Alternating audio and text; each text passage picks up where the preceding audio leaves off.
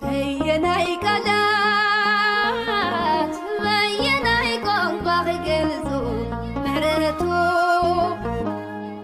በየናይ ቃላት በየናይ ቋንቋ ገልጾ ምሕረቱ በፍቅሩ ንልበይ ብሒቱ ኢየሱስ ገይሩኒ ሁናቱ በፍቅሩ ንልበይ ብሒቱ ኢየሱስ ገይሩኒ ሁናቱ በየናይ ቃላት በየናይ ቋንቋ ገልጾ ምሕረቱ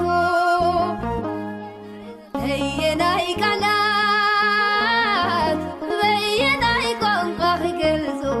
ምሕረቱ በፍቅሩ ንልበይ ብሒቱ